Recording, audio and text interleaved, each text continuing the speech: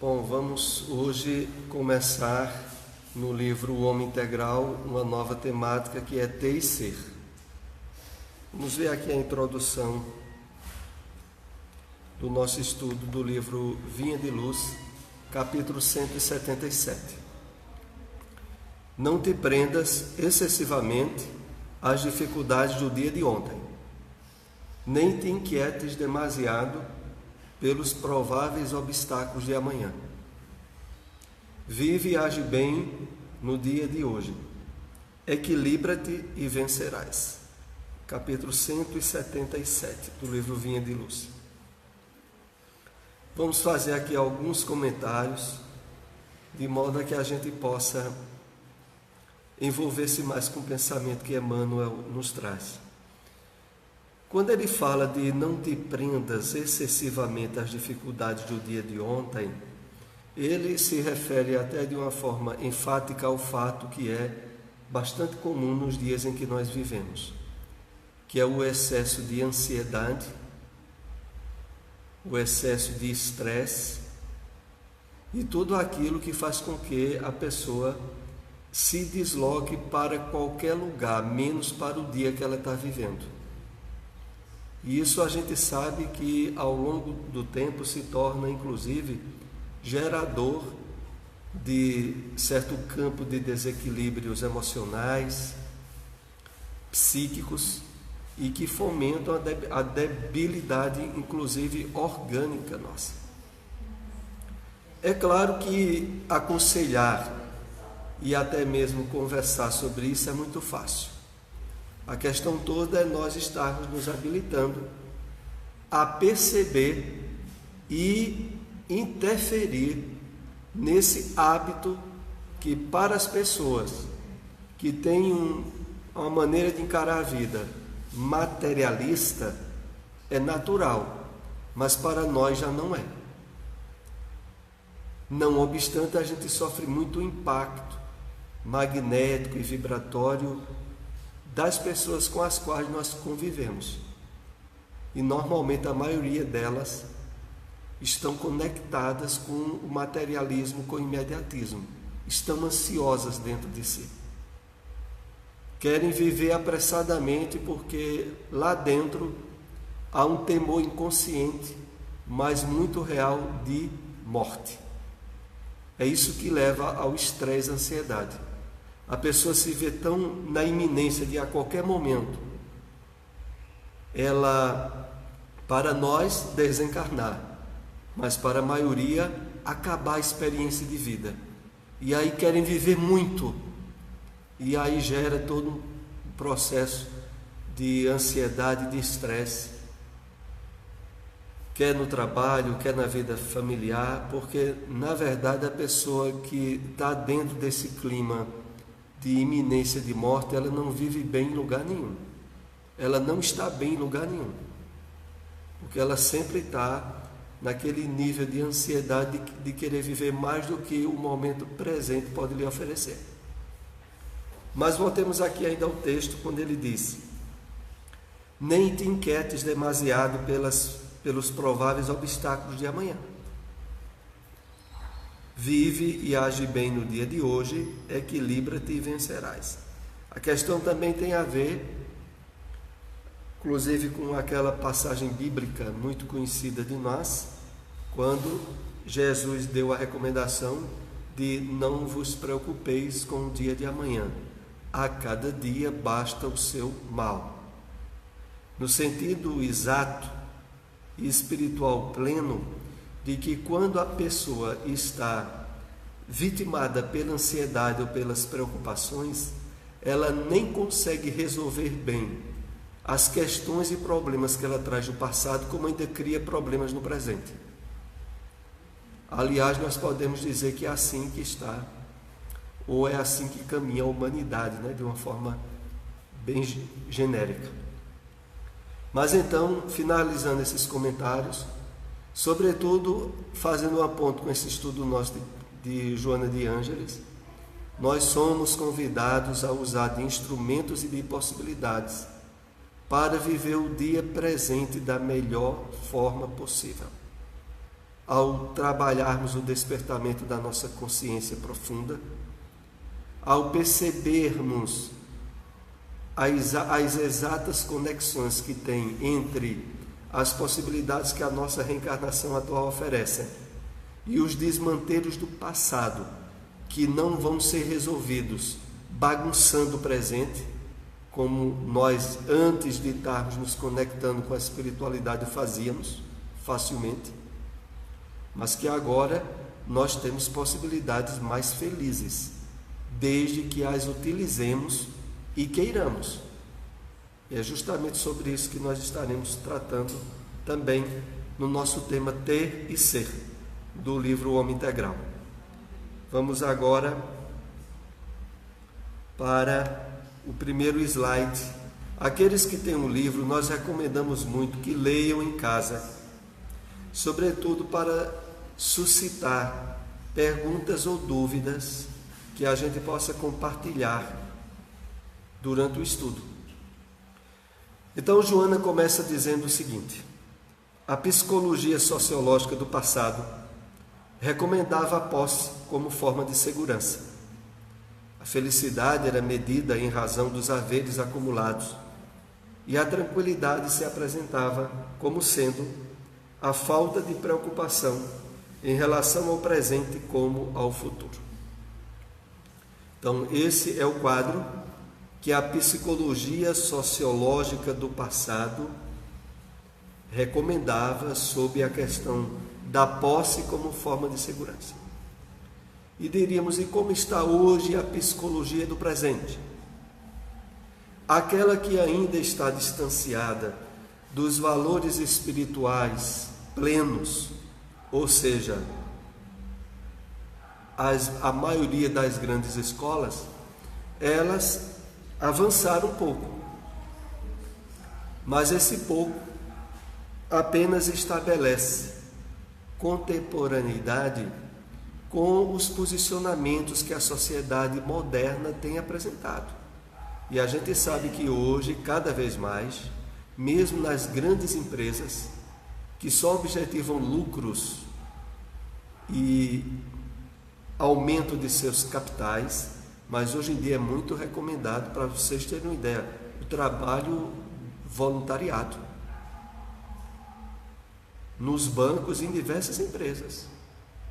Hoje se tem cursos nessas empresas sobre o impacto e a importância do trabalho realizado de forma não remunerada e que estabelece objetivos materiais para lá da simples satisfação dos instintos, né?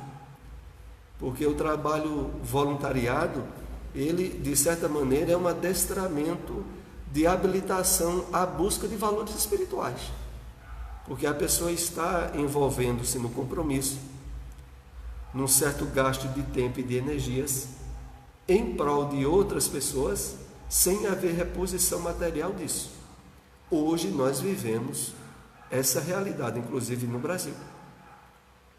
Mas essa realidade ainda está muito distante do aprofundamento espiritual que nós podemos ter no Espiritismo e, consequentemente, em nos tornarmos muito mais hábeis e plenos, não só no exercício do voluntariado, como também nas conquistas estabelecidas na grande viagem interior em nós, sobre o ego, sobre o realinhamento nosso e o despertamento do eu profundo, a reharmonização nossa com ele e outros valores que nós estaremos tratando ao longo desses estudos de Joana de Ângeles. Mas já houve um avanço em relação ao que está aí, tá? A felicidade era medida em razão dos haveres acumulados. A tranquilidade se apresentava como sendo a falta de preocupação em relação ao presente como no futuro. É claro que isso ainda faz parte da grande massa da humanidade, distanciada dos valores nobres, tanto na área do espírito, como inclusive na própria área da psicologia. Porque as pessoas que direcionam toda a sua atenção na busca desenfreada de acumulação de bens, elas estão tão desequilibradas nas suas atitudes que elas não teriam nem apoio atualmente da psicologia contemporânea em que nós estamos, das próprias escolas de Freud e de outros. Porque, irremediavelmente, o campo de frustração e a possibilidade de emersão de uma série de fatores inconscientes de desequilíbrio está muito ligada à posse excessiva e ao desequilíbrio no acúmulo de bens. Então, se há uma coisa, e é por isso que tem aquele ditado popular: quer conhecer uma pessoa, dê a ela dinheiro e poder. Esse ditado popular ele tem a ver com o quê? Com o fato real de que as pessoas despreparadas espiritualmente e psicologicamente, se tiverem muitas facilidades materiais, esbordam fatores de desequilíbrio do seu inconsciente. Aquilo que não presta e que a maioria de nós guarda de outras vidas. Se a gente é preenchido de facilidades materiais, sem previamente ter realizado um trabalho espiritual ou de amadurecimento psicológico, é um desastre. É um desastre. A gente vai dar portas abertas para a imersão de uma série de coisas do inconsciente ligada a vícios, a prepotência, a desequilíbrios morais abundantes. É por isso que esse ditado tem a sua realidade em termos psicológicos. De fato, é imprescindível que antes de ter facilidade de bens, as conquistas espirituais já estejam bem estabelecidas. Nada a ver, entre aspas, porque tem tudo a ver com o quê? Com aquela frase de Jesus, né? Buscai primeiro o reino de Deus e os seus valores, e depois as demais coisas vos serão acrescentadas. Justamente porque a gente primeiro tem que resolver-se bem, psíquica e espiritualmente, para depois poder usufruir de facilidades materiais sem se desequilibrar. É essa a questão. Continuemos. Mesmo as religiões, preconizando a renúncia ao mundo e aos bens terrenos, reverenciavam os poderosos, os ricos, enquanto se adornavam de requintes e seus templos se transformavam em verdadeiros bazares, palácios e museus frios, nos quais a solidariedade e o amor passavam desconhecidos. Então, o grande contrassenso ou os grandes conflitos nas religiões tradicionais. Por um lado, ensinando renúncia aos bens, sobretudo quando se dirigiam àqueles que passavam por situações sociais ou econômicas deprimentes, e ao mesmo tempo reverenciando os poderosos que facilitavam ofertas e benefícios à igreja. E no final, nos quais onde a solidariedade e o amor passavam desconhecidos. Resultado disso, uma intervenção religiosa deprimente, depreciativa em relação ao grande problema do espírito humano. Cunhou-se o conceito irônico de que o dinheiro não dá felicidade, porém ajuda a consegui-la. Ninguém o contesta. No entanto, ela não é tudo. Não se esgostava, então, averiguar se as pessoas poderosas e possuidoras de coisas eram realmente felizes ou se apenas fingiam sê-lo. Então, quando começa aqui essa referência de Joana, de que cunhou-se o conceito irônico, de que o dinheiro não dá felicidade, porém ajuda a consegui-la, hoje é muito comum nós encontrarmos isso na boca de qualquer pessoa. Mas é claro que, se em parte isso não é contestável, mas em termos de realidade plena, quando nós analisamos do ponto de vista espiritual, aí a situação é outra. Não se esgotava então averiguar se as pessoas poderosas e possuidoras de coisas eram realmente felizes.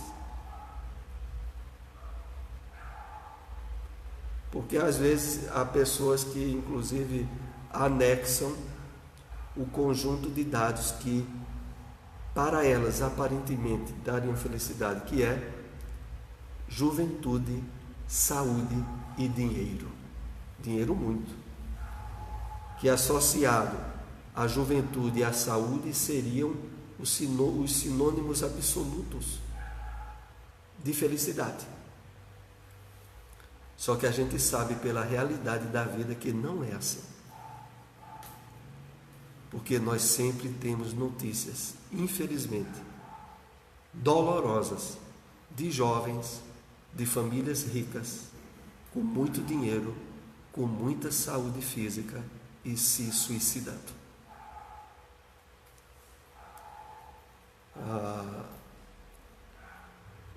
Uns 15 dias atrás, teve até um caso dentro disso que nós estamos dizendo lá em João Pessoa.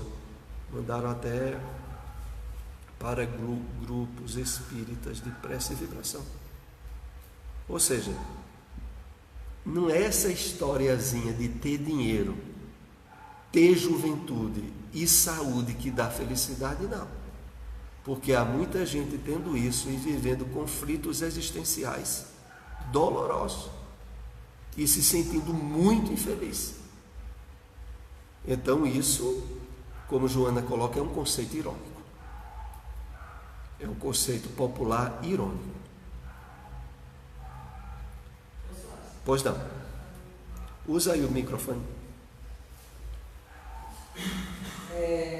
Eu assisti um documentário sobre Pete Douglas, né, o pai do Michael Douglas. E a vida dele foi uma vida assim, quando jovem, de muitas atribuições, atribulações. E passando por todas essas dificuldades, ele superou, né, conseguiu ser o artista que ele é, mas ele foi um verdadeiro filósofo. Ele ajudou muitas entidades, universidades, hospitais. Está com 100 anos, né? Ainda está encarnado. E eu achei muito bonito o exemplo de vida dele. E a gente vê nos Estados Unidos pessoas assim influentes, ricas, obviamente que não são todas, né? Mas muito voltadas nessas atitudes de filantropia. E aqui no Brasil a gente vê muito pouco isso. Né? A gente vê assim que a classe média, a classe mais necessitada, ela é mais solidária. Porque são poucos os ricos que não querem só acumular. Né? Acumulam fortunas e muitas vezes nem o fruto do dinheiro que tem. São os honestos, né? Poucos dos honestos têm feito. São vítimas de si mesmos. São vítimas de si mesmos, né? Porque é como nós estávamos dizendo, a saúde física, sem haver uma saúde emocional e psíquica e espiritual planificada, não redunda realmente em dar o suporte adequado quando a facilidade material e a juventude estão juntas. Então, o que é que a gente depreende a consequência disso? É que qualquer um de nós aqui pode não ter juventude, não estar com a saúde física plena e não ter facilidade material, e pode usufruir um nível de plenitude, de satisfação íntima que os outros, em outra situação, não podem viver. porque é resultado das conquistas espirituais que a gente tenha se esforçado por conseguir. É essa a diferença.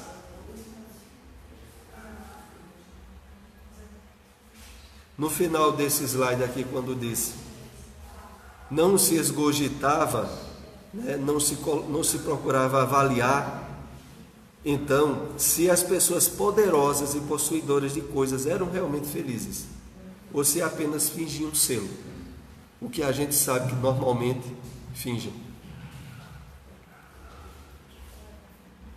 Não, obrigado, só água mesmo, deixar para depois. Então vamos aqui para mais um conteúdo. O prolongamento da idade infantil em mecanismos escapistas da personalidade faz que a existência permaneça como um jogo e os bens, como as pessoas, tornem-se brinquedos nas mãos dos seus possuidores.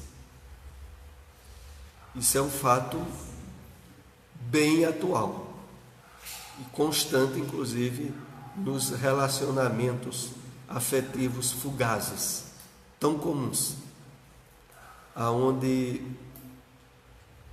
a coisificação de pessoas chega aos auges do desequilíbrio. Então, qual é a causa disso tudo? O prolongamento da idade infantil. A pessoa está numa idade madura em termos físicos, só que emocionais e psíquicos, ela está com a mente de pré-adolescente. É a síndrome, né? De Peter Pan. Infelizmente, ainda ocorre com frequência. Então, como as pessoas tornam-se brinquedos nas mãos dos seus possuidores. E isso, infelizmente, ocorre, inclusive, com certas reciprocidades. Porque acabam um e outros brincando com os sentimentos e com os valores que, na verdade, não poderiam de maneira nenhuma ser baixados ao nível de coisas. Esses atavismos infantis, não absorvidos pela idade adulta, impedindo o amadurecimento psicológico, encarregado do discernimento, são igualmente responsáveis pela insegurança que leva o indivíduo a amontoar coisas e a cuidar do ego em detrimento da sua identidade integral. Estamos entendendo bem como se dá a coisa? Esses atavismos infantis. Atavismos são essas características que a nossa imaturidade espiritual, inclusive, já traz do passado e exterioriza na nossa experiência encarnatória atual. Não absorvidos pela idade adulta, impedindo o amadurecimento psicológico, encarregado do discernimento. Ou seja, a pessoa psiquicamente, ela é infantil. Ela não sabe lidar com as suas emoções e muito menos com as emoções dos outros. São igualmente responsáveis pela insegurança que leva o indivíduo a amontoar coisas. A pessoa procura, através de um mecanismo escapista, imaginar que, tendo bens materiais, segurança física, conseguirá estabilidade e segurança íntima ou psíquica, quando de fato não consegue. Leva o indivíduo a amontoar coisas e a cuidar do ego, em detrimento de sua identidade integral, né? Sabe como é a história de cuidar do ego? Porque o ego, ele nunca está satisfeito. Quanto mais a gente cuidar dele, quanto mais a gente der valor ao personalismo, mais ele desejará receber maior atenção. E que nos distancia de quê? Da nossa verdadeira identidade, a espiritual, a plena, a única que de fato nos habilita a vivenciar a experiência reencarnatória de forma felicitadora. Enquanto a gente ainda ficar teimando em possibilitar ao ego domínio sobre os valores espirituais profundos que nós trazemos, maior cota de insegurança e de relativa infelicidade a gente continua mantendo. Sem que se dê conta, desumaniza-se e passa à categoria de semideus, desvelando os caprichos infantis e irresponsáveis que se impõem satisfazendo as frustrações. Alguém aqui já pode ter tido algum patrão ou patroa que, por ter certas facilidades materiais e bens, e aí acha que isso lhe dá o direito de tratar subordinados e empregados de forma, ao mesmo tempo, infantil e ao mesmo tempo depreciativa, né? Porque fica se achando um Deus, porque é quem fornece o emprego ou é quem dispõe de facilidades materiais. E acha que, por causa disso, pode fazer as outras pessoas de massa de manobra.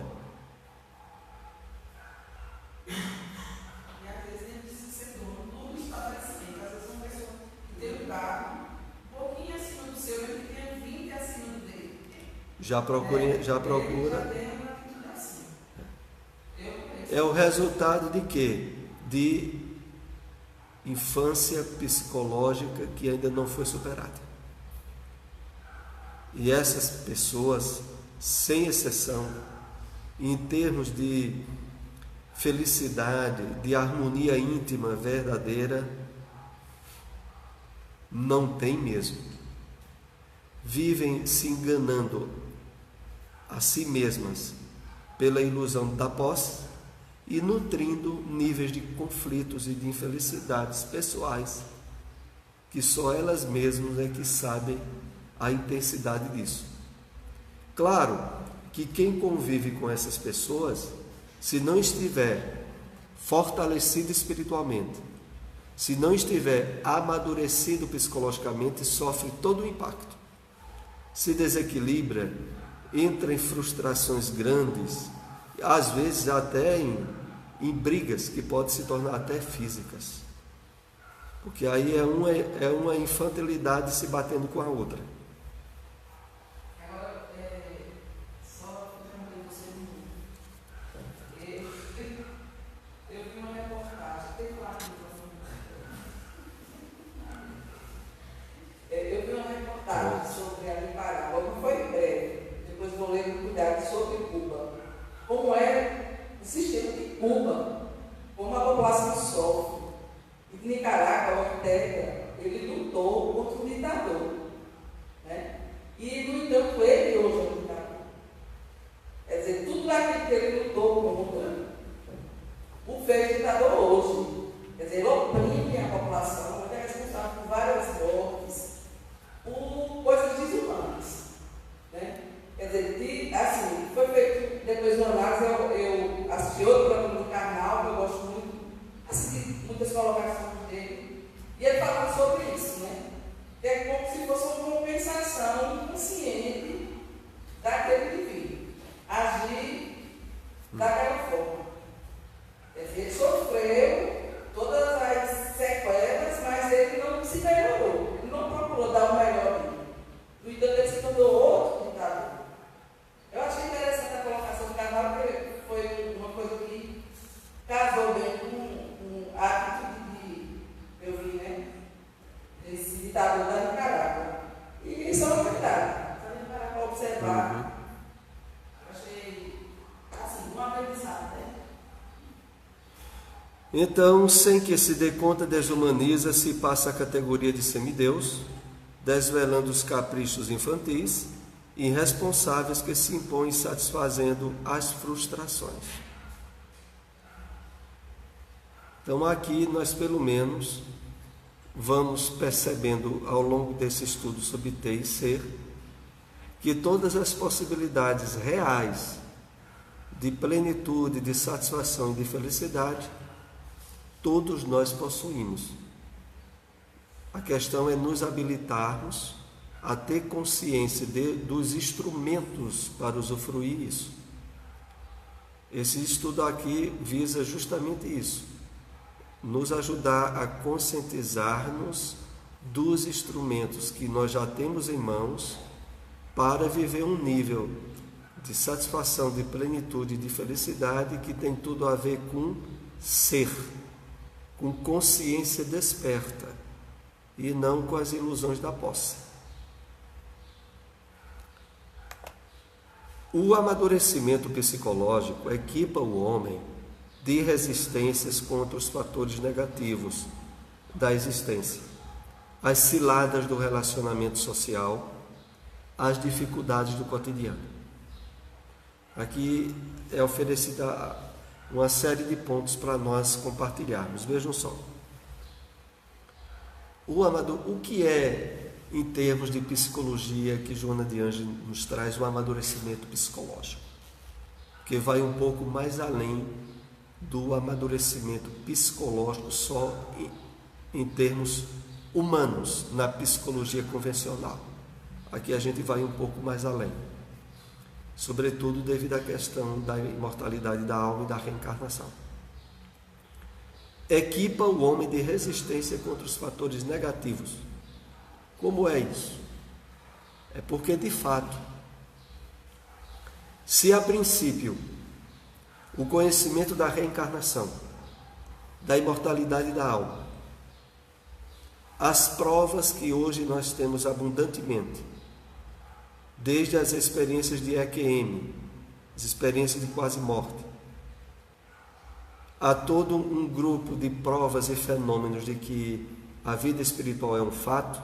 Isso, para a base do conhecimento espírita, já oferece os instrumentos plenos para que a gente lute contra os fatores externos, tais como tragédias, mortes prematuras, desencarnação de entes queridos, problemas de ordem econômica, todos os problemas de fora. Quando de fato a gente está bem imbuído dos valores da reencarnação, da justiça de Deus, da imortalidade da alma, a gente tem instrumentos para entender tudo, se não para resolver, mas para estar usufruindo um nível de compreensão que nos imuniza a desarmonias ou infelicidades maiores. Tudo bem, ótimo, vai até aí o conhecimento espírita. Mas agora, quando é associado, é feita essa ponte com a psicologia espírita, aí nós somos chamados a dar passos mais além. Quais são os passos mais além? Aqueles nos quais nós nos dirigimos para dentro de nós, para perceber, entender e transcender as reais causas dos sofrimentos e desequilíbrios que surgem no mundo externo. Vejam como é interessante quando a gente analisa e vai percebendo a maturidade espiritual que nós somos chamados a já ter. Primeiro, para enfrentar as coisas materiais externas, o conhecimento, as provas, a certeza que o Espiritismo nos traz. Nos ajuda plenamente, mas não ajuda a resolver as encrencas do inconsciente nosso e do psiquismo não amadurecido. Mas aí, fazendo esse esforço de autoconhecimento, de autodescobrimento, de despertamento da consciência profunda, aí a gente começa a resolver os problemas na origem.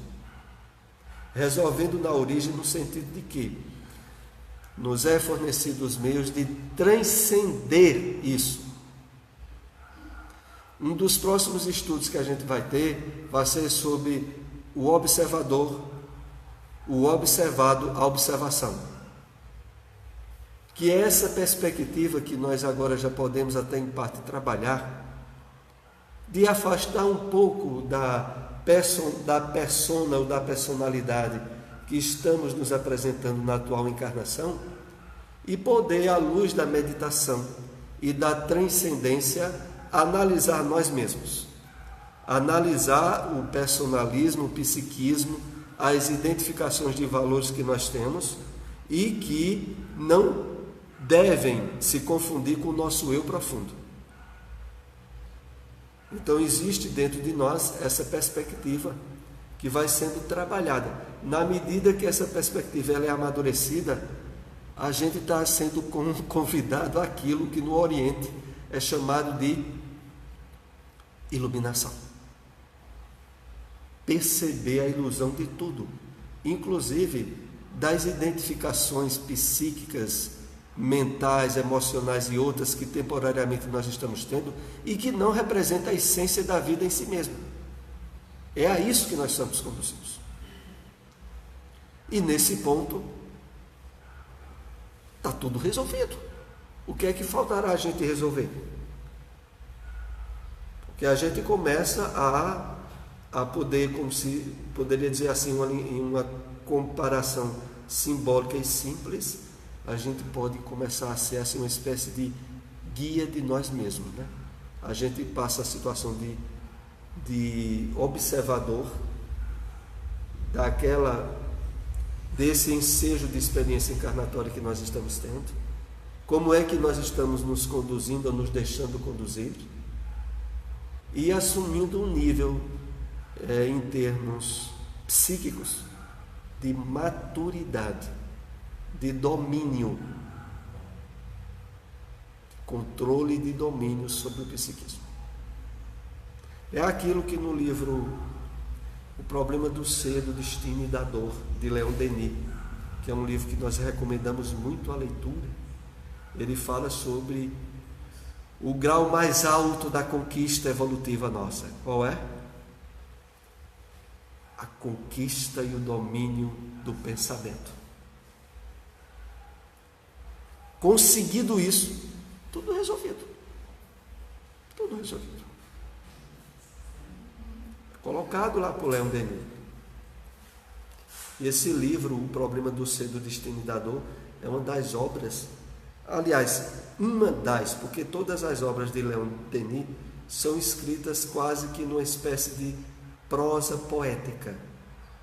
Ele consegue escrever de uma forma leve, que você lê como se você estivesse lendo poesia. Isso, livros escritos no início do século passado, 1900. Né? O Problema do Ser, do Destino e da Dor parece que é de 1904. E parece que foi escrito hoje, o livro.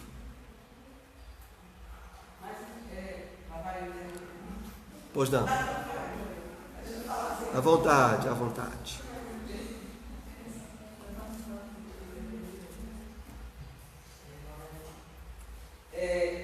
Esse conhecimento da gente em relação ao que nós somos, a nossa essência, esse encontro com o céu, isso é um processo, né? Que a gente vai amadurecendo. Não é uma coisa que ocorre assim. É um processo que leva à libertação e não ao presídio. Com certeza. Porque o presídio é o do ego, mas é um processo. É espiritual, né? Se a gente aprende a ter esse encontro com a gente mesmo, então a gente está indo de ponto e na favor da nossa essência. E a Rocha Poé gosta também de ouvir o que ela tem a dizer, e é muita coisa interessante para mim o espiritismo, né? Tem muita coisa que é semelhante. E uma coisa que ela falou eu achei interessante: nós somos semelhantes, mas não somos iguais. E que nós necessitamos ter uma convivência respeitando as diferenças. Porque eu estou aqui nessa sala, estou dentro de você está aí falando frente ao celular, né? Eu tenho essa visão sua, outra pessoa aqui pode ter outra visão, já está observando o slide, já está observando as coisas lá do canto, e a gente tem que ter essa convergência, respeitando a diferença, né?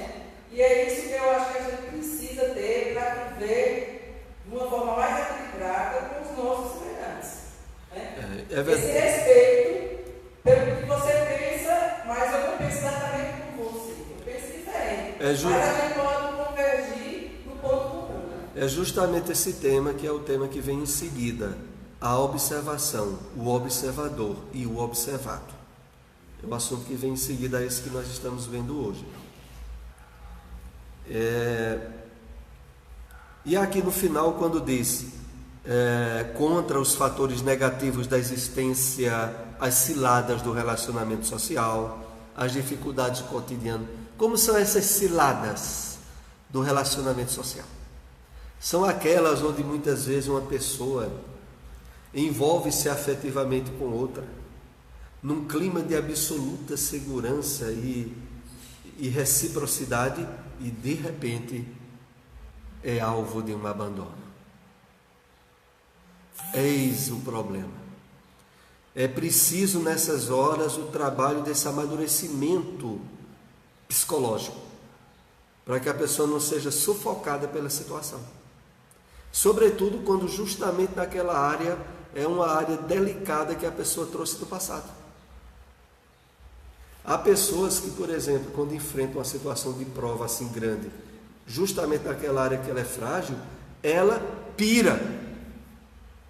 Não é por acaso que, por exemplo, para as mulheres, a grande causa dos suicídios é o quê?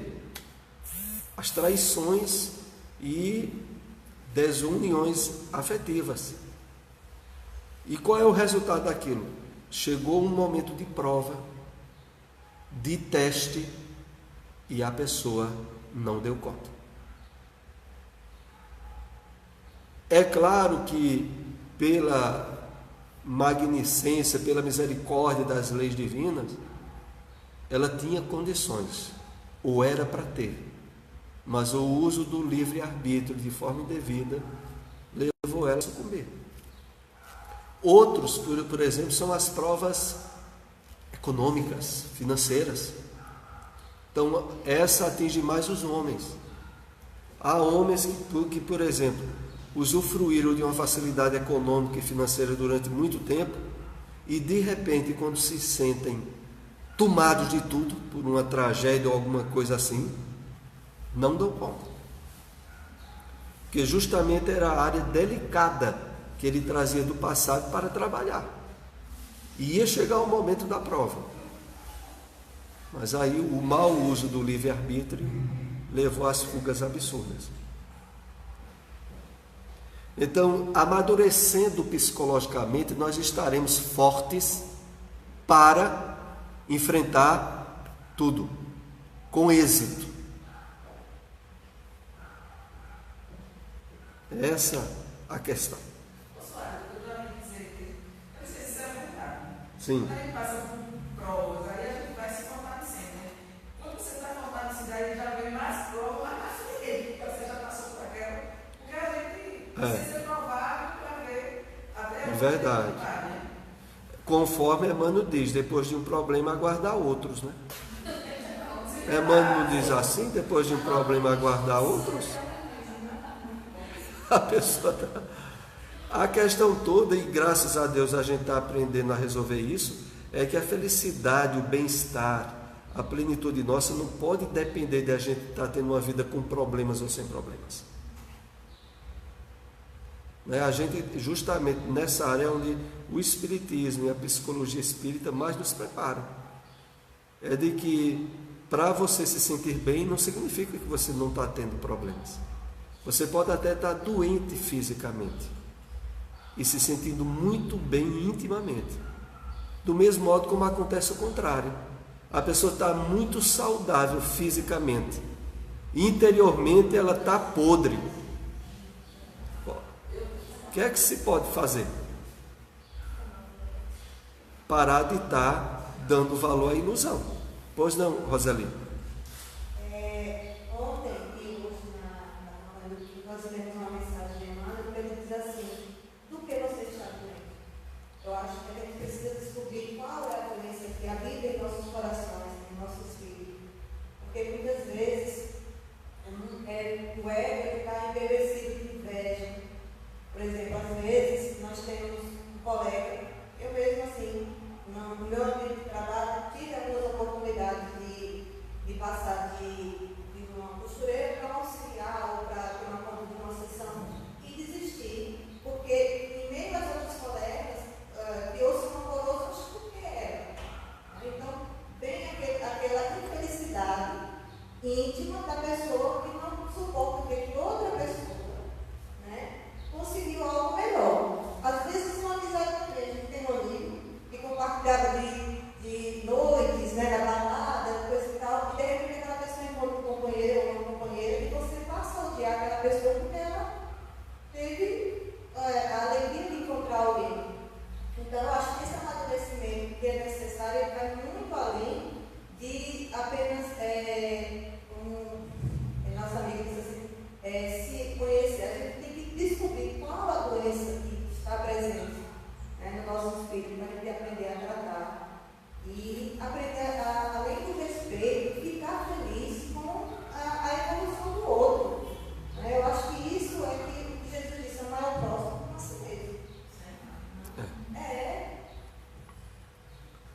a gente sabe, né, que por trás de todos os problemas ou doenças particulares do psiquismo que a gente traz do passado,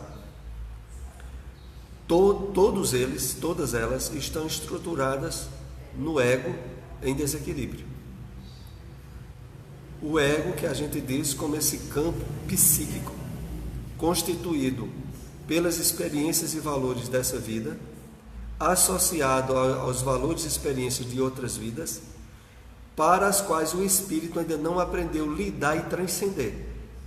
O despertamento do eu profundo é a forma, espiritualmente falando, de nós nos habilitarmos a transcender ou atingir um nível aonde o self, o si profundo, abarganhe ou tome conta ou envolva de tal maneira o ego que ele perdeu o poder. O poder de nos enganar, de nos causar incômodos, doenças e sofrimentos. Em resumo, isso aí a gente sabe que tem a ver com o quê? O afastamento nosso das leis divinas. A reharmonização nossa com as leis de Deus, cuja a lei principal é a lei do amor, significa o eu profundo tomar conta do ego.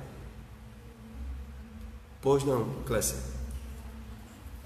Pessoal, só para corroborar esse pensamento, eu acho também que, na verdade, no dia a dia a gente lida mais assim, a gente tenta fugir desse amadurecimento. Às vezes a gente é convidado para estar aqui hoje e muitas vezes a gente não se conscientiza e não trabalha para aplicar. Eu mesmo, no meu ambiente de trabalho, eu lido muito com conflitos, né, de todas as espécies. E uma certa vez eu atendi um cliente por telefone e ele estava muito aborrecido, tanto que ele só falava, eu simplesmente ficava ouvindo. Até chegar um ponto que ele disse assim: olha, eu vou aí agora. Não, vai ser agora que eu vou amanhã. Eu fiquei esperando mesmo, pronto. E quando ele chegou, que aí eu atendi, bom dia, eu vou a consultar. Aí quando ele sentou diante de mim, ele disse assim: mas Clécia, eu acabei de entrar na minha loja, levaram tudo. Aí, quando ele saiu, eu percebi que o que ele tinha me passado, ou a forma agressiva, digamos assim, que ele tinha falado comigo no telefone, não tinha nada a ver comigo, nem com o ambiente onde eu estava, e sim com um problema externo. Né? Porque, por exemplo, eu trabalho numa área de lazer, então muitas vezes eu recebo um cliente que sai do seu ambiente de estresse e vai direto para lá para buscar alguma, sei lá, alguma paz, alguma convida, enfim, escapar daquela situação conflitante que teve, né?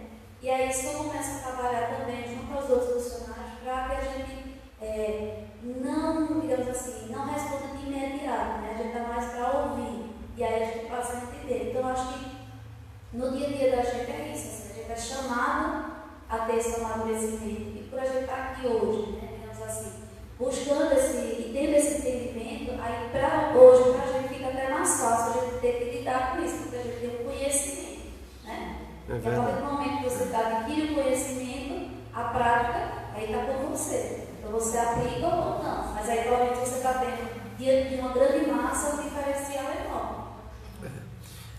O grande acréscimo que nós temos em relação a tudo isso, e que vem desse estudo de psicologia, é nós nos habilitarmos a perceber e lidar com as desarmonias íntimas que nós temos e que muitas vezes querem aflorar nos momentos de crise ou de problemas.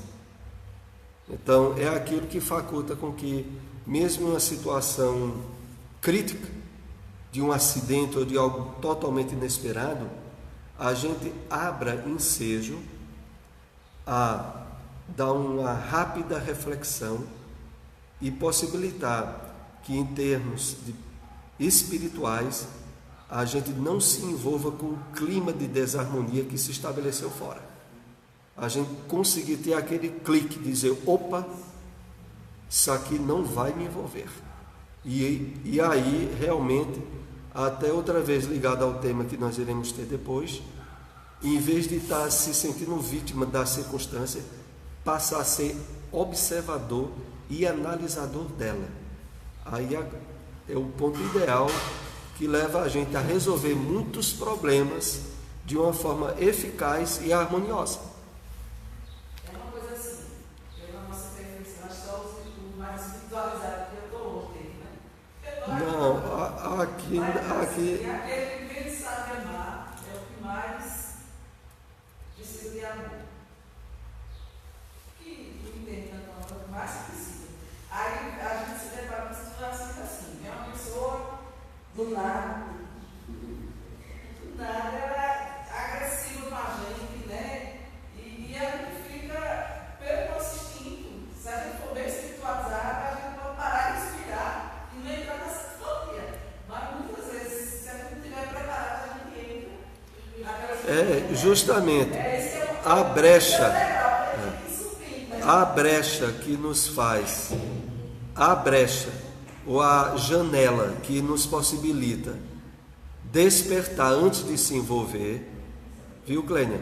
Essa brecha, ela só é trabalhada pela meditação, pela reflexão.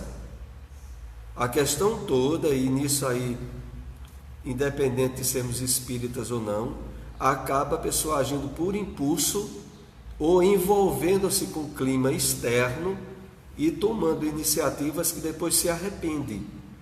Para se evitar isso, só no trabalho de meditar, de se perceber em níveis onde você para, em termos mentais ou psíquicos, pelo menos por alguns minutos ou momentos durante o dia, para passar a ser alguém que analisa você mesmo, que não se identifica tanto com o seu ego ou com as suas estruturas de reações mentais. Mas olhe, o conhecimento só do Espiritismo não resolve. É por isso que a maioria de nós espíritas ainda tem muitas vezes reações intempestivas, atitudes que depois vai se arrepender, justamente porque não fez um trabalho de despertamento do eu profundo, né? E esse trabalho só através da meditação. Pois não, Camila? Só um comentário. É difícil, mas a gente deve, assim, por um minuto, silenciar e perceber o que está sentindo, tentar perceber o que está sentindo, se autoanalisar, o que eu estou sentindo, né? O que é isso? E por isso que muitas vezes a gente, não sei vocês, mas muitas vezes a gente faz o silêncio, às vezes nem responde e começa a analisar e pensar, e no final das contas não dá resposta nenhuma. Em verdade, a maior dificuldade que a gente tem não é por ser difícil, mas é porque a gente gosta de sofrer, né? A gente tem que ser bem sincero nisso. A gente adora sofrer. A gente adora envolver-se em uma situação de desequilíbrio que os outros causam e aí a gente também se desequilibra junto. É uma beleza. A gente, junto com isso, tem as companhias espirituais negativas que nós não deixamos de ter e que também adoram, que aí sofra muito. A questão toda é que a gente tem que dar uma parada nesses hábitos e condicionamentos desastrosos. E exige querer, é onde eu quero separar bem. Não é que seja difícil, exige que a gente queira, de fato, amadurecer espiritual, psiquicamente, assumir o controle pessoal em situações de conflito e se abrir mais para a felicidade e a plenitude do que para a infelicidade e desequilíbrio. Mas aí é preciso querer com firmeza. A vontade, ela está presente em quase tudo que a gente tem que fazer, ou falar, ou pensar. Dominar o pensamento não é uma coisa fácil, mas aí você pode parar. Esse microfone não está muito bem não, tem outro aí. Esse está dando um chiadozinho que está chegando aqui mais o chiado do que a tua voz. E pronto. Por frequentar o estudo, por frequentar o centro espírita, não significa que a gente vai aprender a dominar o pensamento, e muito menos de um tempo para o outro. Isso é uma coisa de muita disciplina, muita força de vontade. Os pensamentos surgem apesar de qualquer coisa, né? Às vezes você não está querendo pensar uma coisa de dentro. Isso parte de um querer, né? Parte de um querer. É preciso que primeiro a gente queira. A responsabilidade é nossa.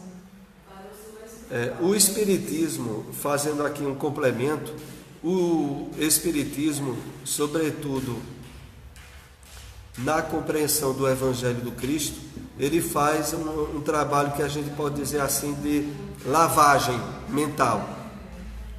Começa a fazer uma lavagem, uma drenagem.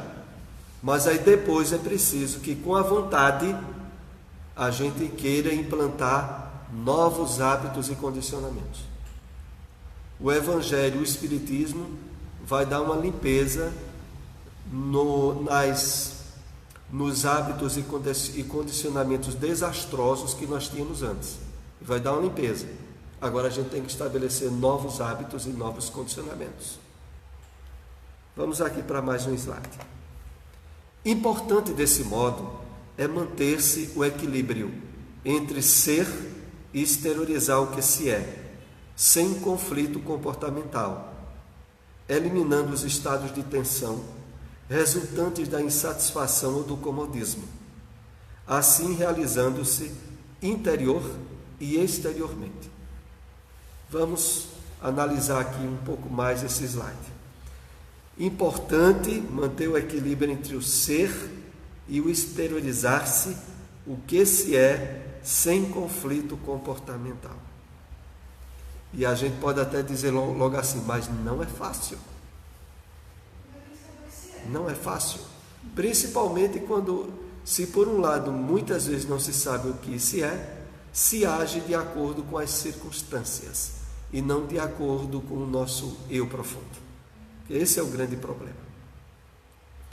Nós somos chamados, de fato, na medida em que há um trabalho de amadurecimento psicológico e espiritual,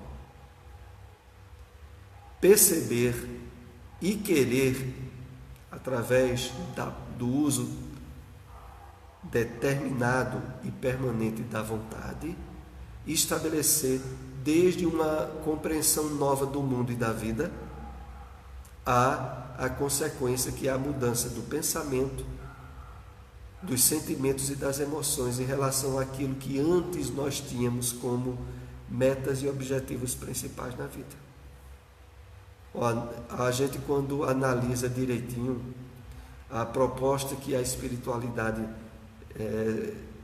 trabalha e se esforça muito para que a gente adquira, vê a dificuldade imensa. Por quê? Primeiro, os objetivos e metas que nós tínhamos antes de nos abrirmos ao Espiritismo eram uns. Espera-se que agora estejam sendo outros. E para esses outros é preciso se dirigir atenção, tempo e vontade, porque senão eles não ganharão para os condicionamentos e metas anteriores que foram alvo durante muito tempo do psiquismo vicioso nosso. Então o que se espera e é possível hoje nós termos é o cuidado e a atenção para estar no estabelecimento de novos hábitos e comportamentos externos, expressar aquilo que já no nosso íntimo a gente sabe ser certo. O grande conflito do apóstolo Paulo, né? Que é registrado nas suas cartas. A vontade de querer está em mim, mas o fazer, quando ele olhava, era contrário ao seu querer. Ele coloca isso em mais de uma de suas cartas. Porque ele estava, quando expressou essas lições, ele estava nesse trabalho que nós precisamos também concluir. Quando ele fala do espírito da carne, em algumas palestras as pessoas falam em questão afetiva, assim, né, de sexual. Mas eu acho que é bem maior, né? Porque o espírito da carne a gente às vezes não é só isso. Tem todas as outras coisas que a gente tem, como eu falei, né, de doenças, assim, de quedas. Inclusive, no caso mesmo dessa expressão colocada pelo apóstolo Paulo, ela tem uma abrangência bem grande, né? Porque ele diz assim, que rogou por 3 vezes ao Espírito Santo que lhe retirasse esse espinho da carne, e lhe foi negado. E o Espírito Santo teria dito a ele que bastava para ele a graça que ele já tinha recebido. Então há uma variedade de compreensão muito grande sobre o que de fato se trataria, né? Desde alguma doença física a um problema psíquico ou de ordem moral, as possibilidades são várias, né? Você que é um conhecedor da Bíblia, foi antes católico? Se foi o quê? Você vai evangélico católico, né? Católico, evangélico e espírita. Tem a Santíssima Trindade, que tem o Pai, o Filho e o Espírito Santo. Eu, como espírito da minha vida, às vezes, você me corrige se estiver errado. O Pai é Deus, né? O Espírito Santo são os espíritos de luz. E o Filho seria Jesus. Na colocação protestante, Deus seria Jesus também. Seria, a gente sabe que é o Filho, né? Porque eles são independentes. Aí nessa conotação de Paulo, quando ele se refere ao Espírito Santo, ele está se referindo especificamente ao Espírito só, porque ele diz... O entendimento espírita que faz com que a gente entenda o conteúdo espiritual da Bíblia é de que Espírito Santo é a pleiade de espíritos elevados que diretamente recebem de Deus tarefas e ordenações junto à experiência evolutiva dos outros espíritos, e não um espírito isolado, mas o conjunto de espíritos que executam a vontade de Deus. Mas aí, voltando aqui ao nosso texto, eliminando os estados de tensão resultantes da insatisfação ou do comodismo, assim realizando-se interior e exteriormente. É porque todas as vezes em que a gente não consegue manter o clima interno de harmonia a expressar-se nas nossas atitudes externas, vem sempre um nível de pesar, de insatisfação, de não se sentir bem, quando a gente agiu de uma maneira que se distanciou daquilo que intimamente a gente já sabia ser certo. Então, para que a gente evite esse clima de insatisfação que normalmente ocorre, é preciso trabalhar bem essa maturidade espiritual em nós, para que realmente a gente tenha uma atitude externa que corresponde ao interior que nós já conquistamos. Nesta luta entre o ego artificial, arquétipo, e o eu real, eterno e evolutivo, os conteúdos éticos morais da vida têm prevalência, devendo ser incorporados à conduta que os automatiza, liberando-as para um estado de plenitude relativa, naturalmente em razão da transitoriedade da existência física. Vamos analisar um pouco aqui para entendermos esse texto do livro O Homem Integral. Nessa luta entre o ego artificial, arquétipo. O que é esse ego artificial? Arquétipo é porque ele traz as impregnações do psiquismo das experiências passadas. E o eu real, eterno e evolutivo. Esse eu real, eterno e evolutivo pode ser também tido como o eu profundo, o si, o self. Os conteúdos éticos morais da vida têm prevalência, devendo ser incorporados à conduta que os automatiza, liberando-se para um estado de plenitude relativa. Como é? Aqui está se falando que a gente deve criar novos hábitos e condicionamentos, agora alinhados com os valores do eu profundo, ou do Cristo em nós, de tal maneira que se expresse de forma automática, condicionada, Se antes nós criamos condicionamentos para o erro, agora nós somos chamados a estabelecer condicionamentos para o certo, para a harmonia plena com as leis de Deus, liberando-as para um estado de plenitude relativa naturalmente. É plenitude relativa por quê? Em razão da transitoriedade da existência física, mas em termos reais espirituais, plenos, que continuará conosco depois da desencarnação. É óbvio que não fazemos a apologia da escassez ou da miséria na busca da realização pessoal. Tampouco propomos o desdém à posse. Levando a mente a ilhas onde se homiziam o despeito e a falsa autossuficiência. A posse é uma necessidade para atender objetivos próprios, que não são os únicos nem exclusivos. Então, aqui nessa observação de Joana, ela nos chama à exata reflexão de que o que está sendo proposto a nós não é nenhuma espécie de alienação. A questão da necessidade transitória de bens ou de valores materiais, mas de saber exatamente colocá-los no seu devido lugar. É essa a questão. Não iludir ou não projetar neles aquilo que eles não podem dar, e não utilizá-los como elemento de alienação aos valores legítimos que são os espirituais, como a maioria da humanidade ainda faz. A diferença mais importante está nisso. Então não é nenhuma apologia à escassez, não é nenhum incentivo a que a gente tenha uma vida de eremita e que diga, já que bens materiais são ilusórios, eu não quero mais nada. E aí, através de uma atitude extremada, criar ou abrir portas a conflitos interiores que a gente pode ter trazido do passado, aonde a gente às vezes pode achar que está com a bola toda e está sendo vítima do próprio ego, através da emersão de algum psiquismo do inconsciente de desequilíbrio, de irresponsabilidade.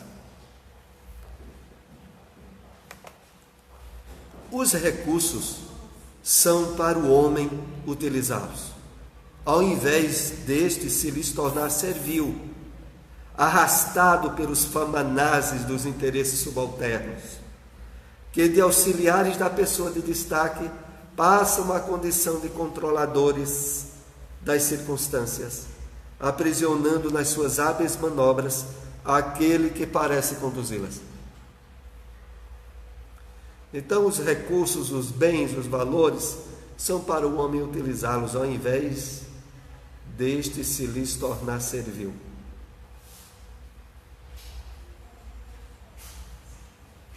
Mas aqui, fazendo uma reflexão rápida sobre este slide, vocês vejam, isso não é fácil para a maioria das pessoas, viu?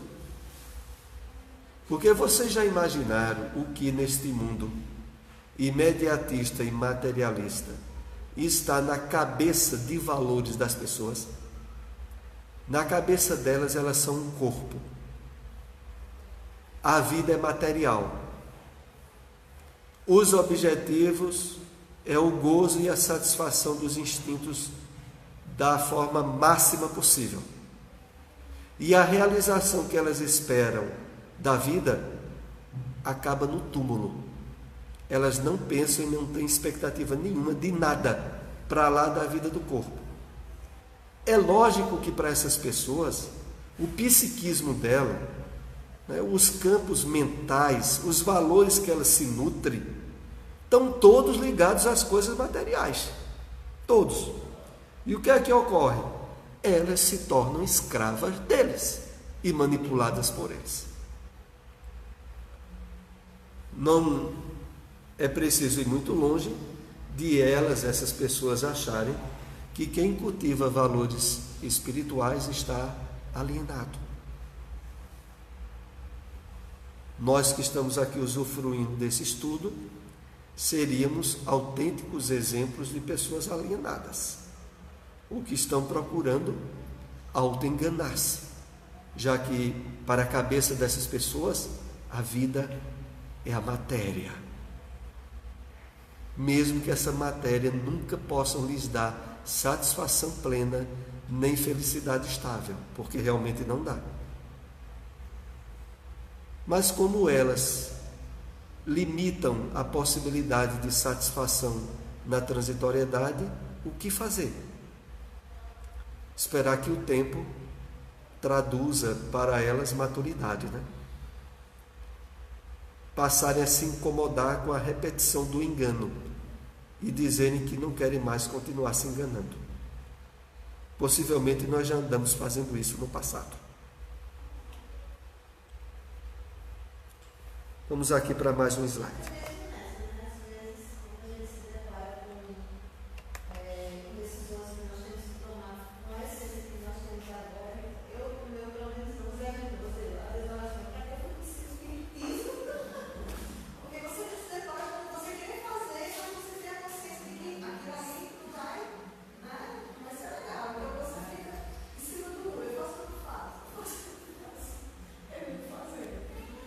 É por isso que, para aproveitar e absorver esses conteúdos que nós estamos compartilhando aqui, é necessário que o conteúdo e os valores que o Espiritismo já nos trouxe já tenham sido bem resolvidos, né? As questões de imortalidade da alma, de reencarnação e tal, a gente já está usufruindo um nível de convicção que é um degrau indispensável para passar para os degraus seguintes. Porque começar a trabalhar o psiquismo se desidentificando do ego, é preciso que a gente já tenha estabelecido bases seguras em relação à imortalidade da alma. Porque senão a gente está no caminho de estar se auto-enganando. Então, resolvidas as questões preliminares da imortalidade da alma, da reencarnação, da justiça de Deus, aí a gente começa a transcender e se possibilitar a superar as armadilhas do ego e os enganos ilusórios daquilo que antes eram objetivos maiores da nossa vida. Tem uma coisa que está falando sobre isso, eu agora lembrei. E tem algumas pessoas que têm um temor pelo avanço da ciência, né? Vê aí o microfone.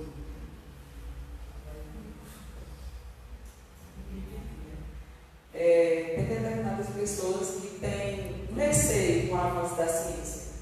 Mas a gente que tem um conhecimento espiritual, muitas coisas que a ciência já demonstra sobre essa espiritualidade, né?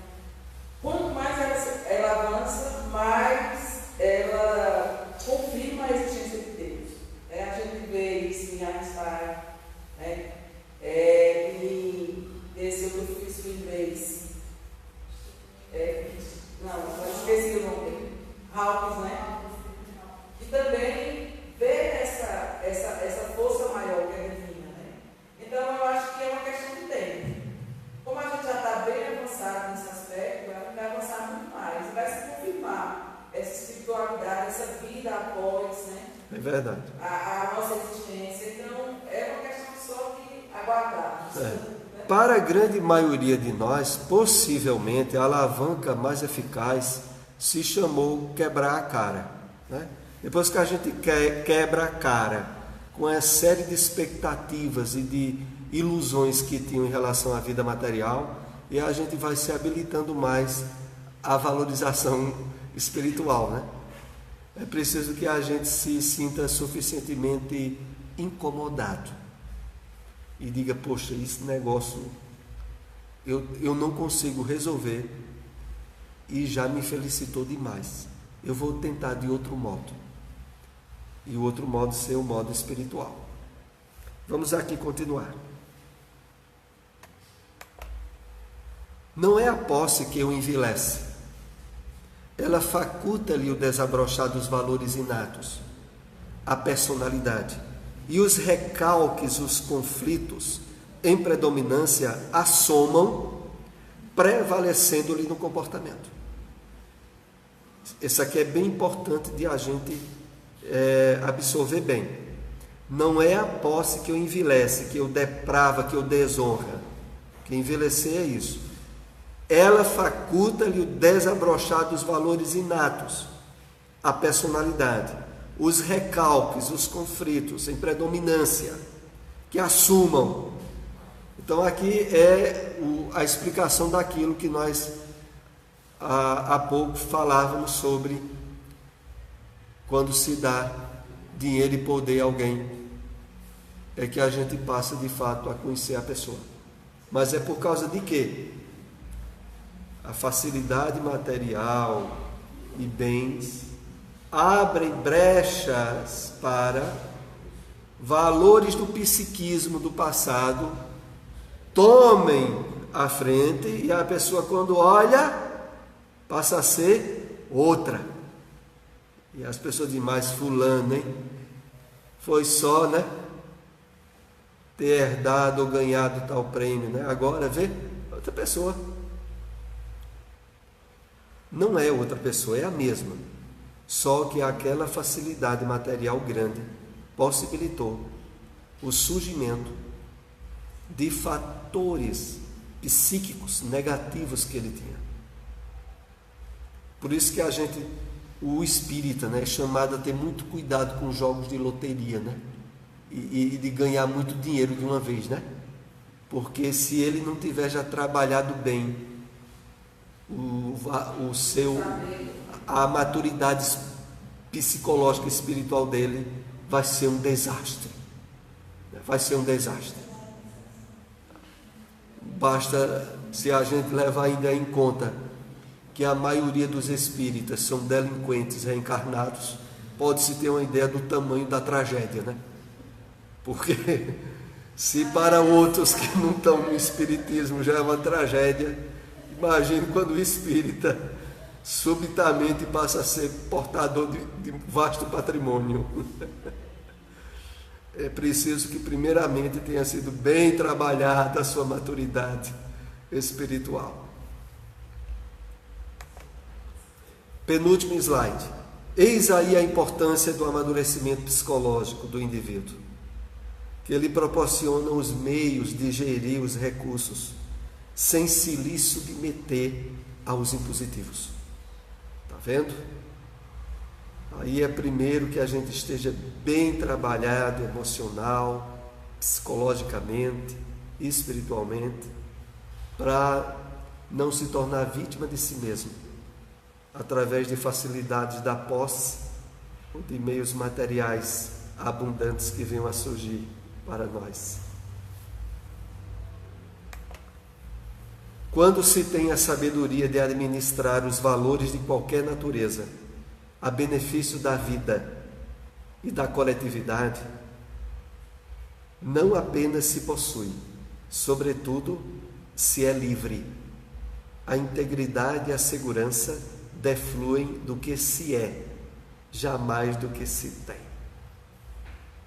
Esse é o último slide que nós vamos comentar, que está no finalzinho desse item do livro O Homem Integral. Então é isso, quando se tem sabedoria para administrar, que significa maturidade psicológica, os valores de qualquer natureza a benefício da vida e da coletividade. Não apenas se possui, sobretudo se é livre. Eis a questão. Que maravilha, né? Afinal de contas, resolvido as questiúnculas internas nossas, estando de bem conosco mesmo, com a vida e com os propósitos da nossa reencarnação, nós podemos e estamos habilitados a enfrentar tudo. Essa é a conclusão do nosso estudo de hoje. Então vamos para a prece, lembrando que o nosso próximo estudo novamente será às 16h.